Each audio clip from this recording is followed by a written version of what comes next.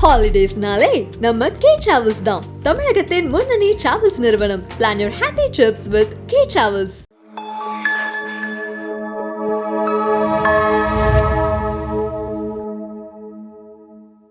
இந்தியாவிலேயே ஒரு announcement video வந்துட்டு இவ்வளோ சுவாரஸ்யமாக இவ்வளோ அழகாக பார்க்கும்போது புன்முறுவலோடு நம்ம சிரித்து ரசிக்கிற மாதிரியான ஒரு அனௌன்ஸ்மெண்ட் வீடியோ வந்திருக்கா அப்படின்னு யோசிச்சு பார்த்தா தெரியல. அப்படி தான் இருந்தது ஜெயிலர் 2னுடைய அனௌன்ஸ்மெண்ட் வீடியோ.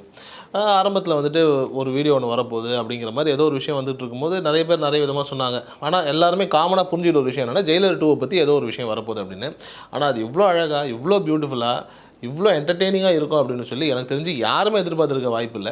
ஏன்னா ஒரு 4 நிமிஷம் வீடியோ அதில் வந்துட்டு அவ்வளோ சுவாரஸ்யம் அவ்வளோ டீட்டெயிலிங் பார்க்கும்போதே இந்த படத்தை பார்க்கணுங்கிற ஒரு உணர்வை கொடுக்குற அந்த விதம் வந்துட்டு நெல்சனுக்கும் சரி அதில் அழகாக வந்துட்டு நடித்த அனிருத்துக்கும் சரி உண்மையிலே வாழ்த்துக்களையும் பாராட்டுகளையும் தான் சொல்லணும். ஜெயிலர் அது வந்துட்டு ஒரு பிராண்ட். ஏற்கனவே அந்த பிராண்டில் வந்துட்டு அந்த படம் என்னவா நடந்துச்சு என்ன பண்ணுச்சு அது எவ்வளோ பெரிய ஒரு தாக்கத்தை ஏற்படுத்துச்சு அப்படின்னு எல்லாருக்குமே தெரியும். ஸோ அப்படி இருக்கும்போது வந்துட்டு பொதுவாக தமிழ் சினிமாவில் சொல்லுவாங்க இந்த பார்ட் 2 கலாச்சாரமே வந்துட்டு பெருசாக சுவாரஸ்யத்தை கொடுக்காது, அவ்வளோ ஒன்றும் ஒரு ஈர்ப்பு இருக்காதுங்கிற மாதிரியான ஒரு விஷயங்களை வந்துட்டு அண்மை காலங்களில் எல்லாருமே சொல்லிட்டு இருக்காங்கன்னு வைங்களேன். ஆனால் எனக்கு தெரிஞ்ச ஒரு சாலிடான ஒரு பார்ட் 2, அந்த பார்ட் 2 வந்துட்டு பார்ட் 1 மிஞ்சுற மாதிரியான ஒரு பார்ட் 2 இருக்கும் அப்படின்னா அது ஜெயிலர் 2 தான் சொல்லணும். ஏன்னா இந்த படத்தினுடைய அந்த ஒரு அனௌன்ஸ்மெண்ட் வீடியோவில் இருக்கக்கூடிய அந்த ஒரு அழகு, அந்த ஒரு காமெடி, அதுக்கப்புறம் அதெல்லாம் தாண்டி தூக்கி சாப்பிட்ற மாதிரி வரக்கூடிய ரஜினி சாரனுடைய ஒரு ஸ்டைல் அண்ட் கரிஸ்மா, அது இந்த ஜெயிலர் 2வை தமிழ் சினிமாவினுடைய அந்த பார்ட் 2க்கு இருக்கக்கூடிய ஒரு சில சாபங்கள் இருக்கும்ல, பார்ட் 1 விட பார்ட் 2 எப்போவுமே கொஞ்சம் கம்மியாக தான் இருக்குங்கிற மாதிரியான ஒரு நிலை ஒன்று இருக்கும் இல்லையா,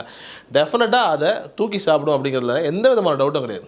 குறிப்பாக இந்த படம் வந்துட்டு ஒருத்தவங்களுடைய திறமையை காட்டக்கூடிய படமாக இருக்கும். ஆனால் நெல்சனுடைய திறமை ஒன்று இருக்கு இல்லையா, அந்த பிளாக் காமெடி ஒரு வாட் எவர் இட் இஸ், அவருடைய அந்த டார்க் காமெடியான ஒரு ஸ்டைல் ஒன்று இருக்கு இல்லையா, அந்த காமெடியை வந்துட்டு ரொம்ப அழகாக ரொம்ப பியூட்டிஃபுல்லாக அதை எப்படி கொண்டுட்டு வரணும் அப்படிங்கிறது வந்துட்டு டெஃபினட்டாக இந்த படத்தில் வந்துட்டு அவர் பண்ணுவதற்கான அத்தனை சாத்தியங்களும் அந்த அனௌன்ஸ்மெண்ட் வீடியோவில் அந்த பிட்டில் ரொம்ப அழகாக காட்டியிருக்காரு.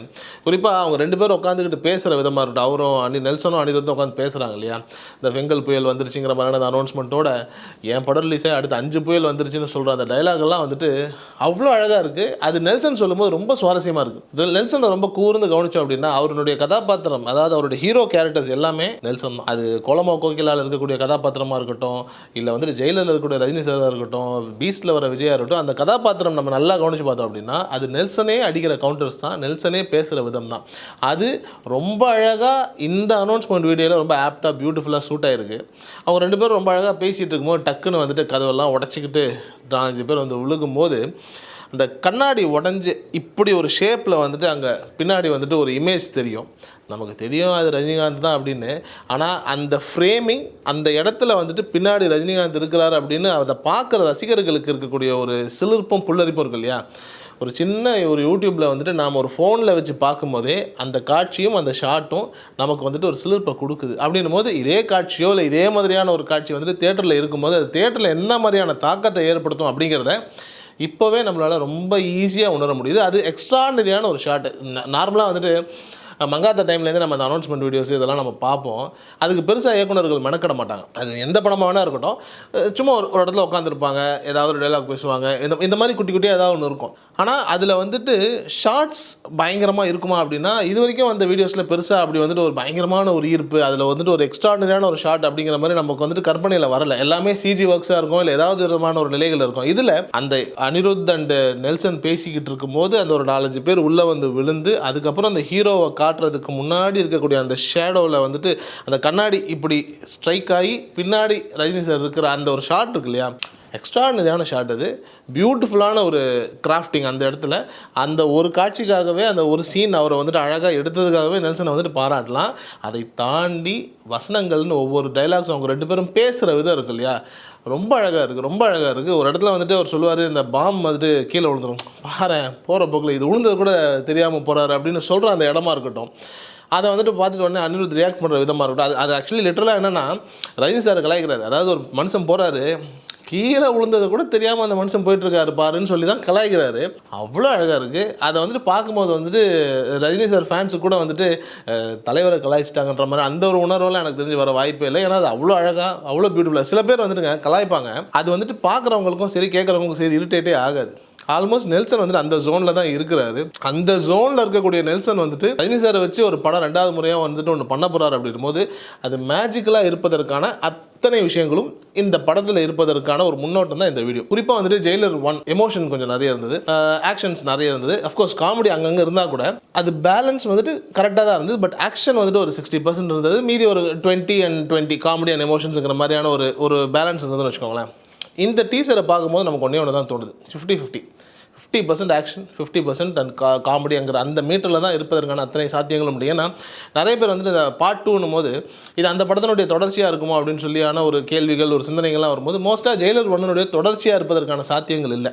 அந்த கதாபாத்திரத்தினுடைய தொடர்ச்சியாக இருக்கலாம், அந்த கேரக்டரைசேஷனாக இருக்கலாம். ஒரு ஏஜ்டு மேனு, ஒரு ரிட்டையர்டான ஒரு மனிதர் வந்துட்டு அவருடைய லைஃப்பில் எடுக்கக்கூடிய ஒரு சேலஞ்சஸை அவர் எப்படி ஹேண்டில் பண்ணி வெளியில் வராருங்கிற அந்த ஒரு தின் ஒன்லைனை வச்சுட்டு தான் அந்த கதை நகர்வதற்கான சாத்தியங்கள் நிறைய உண்டே தவிர்த்து அந்த ஏற்கனவே வந்துட்டு வசந்த் ரவியெல்லாம் இறந்தார் இல்லையா, அதனுடைய ஒரு நீட்சியாக இல்லை அப்படி ஒரு கண்டினியூஷனாக இருப்பதற்கான சாத்தியங்கள் இல்லை. ஏன்னா அது முடிஞ்சது வந்துட்டு ஒரு எமோஷனல் கிளைமேக்ஸ். அந்த கிளைமேக்ஸினுடைய தொடர்ச்சியாக நம்ம திருப்பி இன்னொரு படத்தை கொண்டுட்டு வரும்போது அது காமெடியாக நமக்கு கனெக்ட் ஆகுமாங்கிறதுல ஒரு சின்ன ஒரு டவுட் இருக்குது மேபி. ஸோ அதனால் நெல்சன் அந்த மாதிரியான விஷயங்கள் பண்ணுவதற்கான சாத்தியங்கள் இல்லை. ஸோ மேக்ஸிமம் இந்த படம் வந்துட்டு முழுக்க வந்துட்டு ஒரு காமெடி அண்ட் ஆக்ஷன் இந்த பேஸில் இருக்கக்கூடிய வாய்ப்புகள் நிறைய இருக்குது. அதே மாதிரி வந்துட்டு எனக்கு தெரிஞ்சு அந்த படத்தினுடைய கண்டினியூவேஷனாக இருப்பதற்கான சாத்தியங்கள் கொஞ்சம் குறைவு தான். கிளைமேக்ஸில் கடைசியாக, அதாவது இந்த வீடியோனுடைய கிளைமேக்ஸில் லாஸ்ட்டாக அந்த செவுத்தை உடைச்சிட்டு ஒரு 2-3 வண்டிகள் வரும்போது வந்துட்டு ஒரு ஷாட் ஒன்று அடிச்சுட்டு அங்கே சூப்பர் ஸ்டார் திரும்பார் இல்லைங்களா, பியூட்டிஃபுல்லாக இருந்தது.